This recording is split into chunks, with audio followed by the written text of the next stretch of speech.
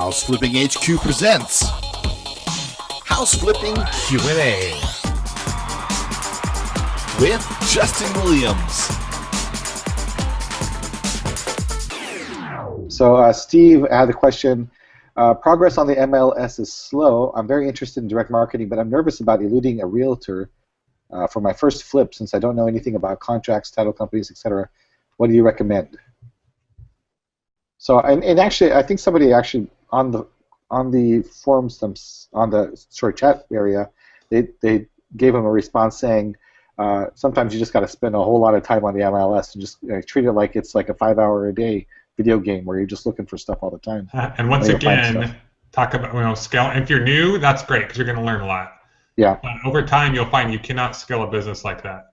Sure. You're going to be a deal junkie, which, no offense to my friend, the flipping junkie, but you're going to be like doing one deal at a time. You got to get some systems set up. So you can do that same thing, but pay someone else, like I said, $10 or $11 an hour, $12 an hour is more realistic to do that for you, and that's what I would highly recommend. And you can do that, with some of the videos we'll be putting together. That'll be helpful. Right.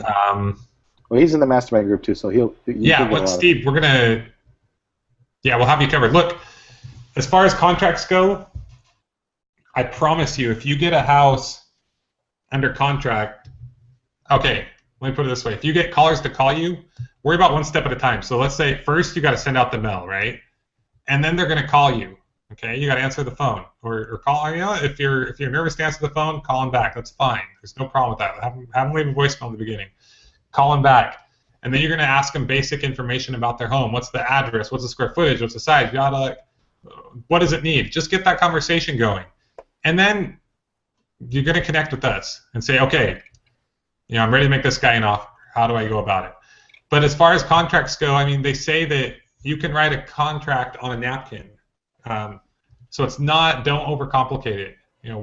Basically 1 page, write on a napkin, contract. Steve, I don't know, or is Steve in California? I'm trying to remember. Here in California, we use escrow companies. In other states, they use attorneys. But once you have an agreement with somebody, honestly, I know guys who don't even use a contract. In fact, I think Ryan doesn't use a contract. They just call escrow directly. They say, okay, this is the property, this is the purchase price, this is when we're closing, this is this and that, and escrow draws up escrow documents, sends them out to the seller, they sign them, bada bing, bada boom. You do not need a realtor, though.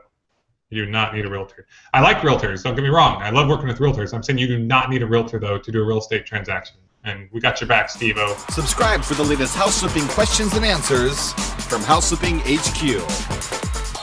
Get more great house flipping information at houseflippinghq.com.